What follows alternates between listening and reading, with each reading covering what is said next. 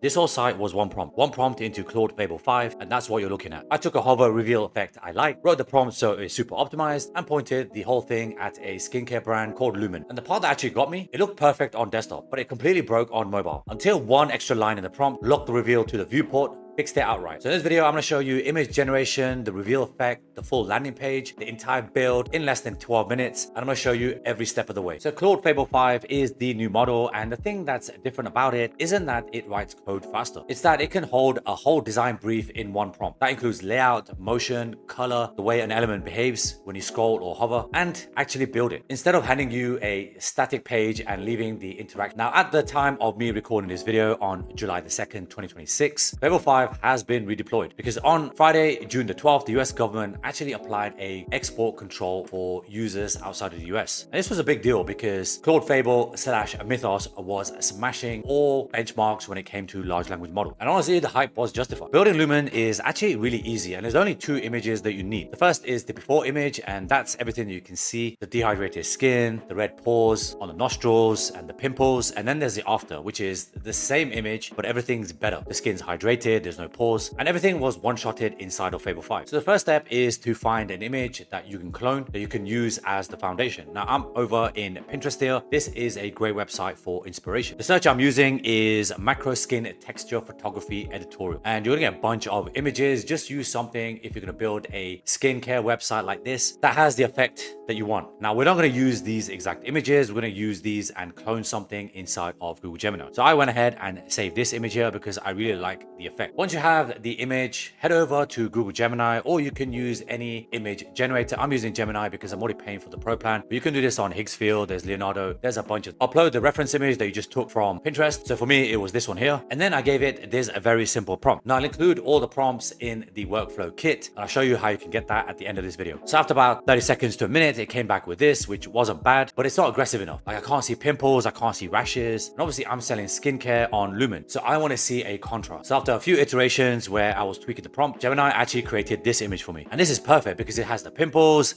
it has the rash, it's got the kind of red pores around the nostrils. And so once I had this image, I now have the reference image for the after effect. And so for that, just upload the before image. And here's the prompt that I used. And I made it very aggressive because I want to see a huge contrast whereby I'm using the product to show my potential customer the difference. And again, I'll include all of this in the workflow kit, so don't worry about it just yet. And it is an extensive prompt as well because it took me a few goes to get the actual before and after absolutely spot on. Once you're happy with the before and after images, you need to host them. So for this, I'm using Cloudinary. It's actually completely free. You can get started with a Gmail account and you just upload it. So once you're logged in, just click on upload here, point it to the before and after images. A pro tip here, rename it before.png and after.png. It will just make everything else from this point onwards much easier. So this is the after image, this is the before image. And then once it's uploaded, you just grab the copy URL and make sure you grab the original because we want the best definition of the image. We don't want anything compressed because it's going to look better on your website. Once everything is ready, head over to Claude Code. You are going to need the paid subscription for this because unfortunately Fable 5 is not free. It's actually really limited use on the pro plan as well. There's a couple of things I want you to do before you start. The first is to create a folder. And so for this, you can see that this is on my desktop. It's just called website demo. And that just makes everything a little bit easier because once you centralize it inside of a folder, it just makes every step from this point onwards a little bit easier for you. The second thing I want you to do is make sure that the permissions are set to auto. And this just means that Fable will not prompt you, will not ask for your permission when it tries to do it. This makes a lot of difference because if you're someone like me who runs an agency, I'm doing client work, I'm recording videos, I'm finding content, I want to make sure that this is running in the background. I'm not being asked to approve anything, and it just makes everything a little bit faster. So you can see the full prompt here. This took me a while to build and fine tune, so you don't have to worry about this. I'll include this in the workflow kit as well. The main points that you need to keep and bear in mind are just the actual technology, the actual framework that it's using. So in this case, it's TypeScript,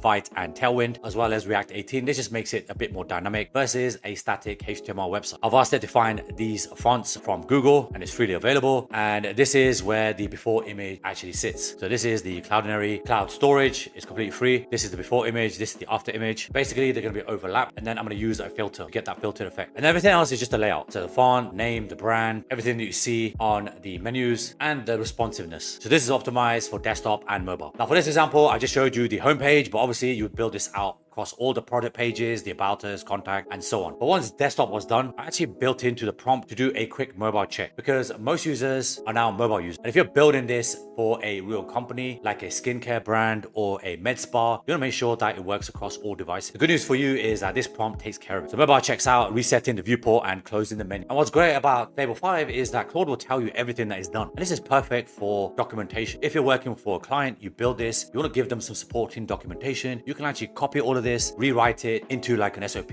or like a user manual, and Claude can do all this for you. And then once it's ready, all I prompted it was run it on a local server. So this is running on localhost port 5199. Beyond that, you can see that I've one-shotted the entire website and it looks freaking amazing. This isn't a party trick for a skincare demo site. Every landing page you normally quote a client for, a launch page, a portfolio, an agency site. This is the same 12-minute process pointed at their brand instead of mine. The thing that used to separate a $500 template from a $5,000 custom build was motion and interactive design. And that gap just got a lot smaller. And operators who noticed first are the ones who start pricing custom builds like custom builds again, instead of competing on template price. I've got the full prompt breakdown that includes the hero, the reveal effect, the mobile fix, all of it in the free toolkit. You can find a link for that in the video's description. And if this video got you one idea for a client site, smash the like button before you go, because I'm somebody who spent over $100 million generating over $300 million for some of the world's biggest e-commerce brands. So when it comes to building websites, I know what converts. Thank you so much if you made it this far, and I'll see you when the next video drops.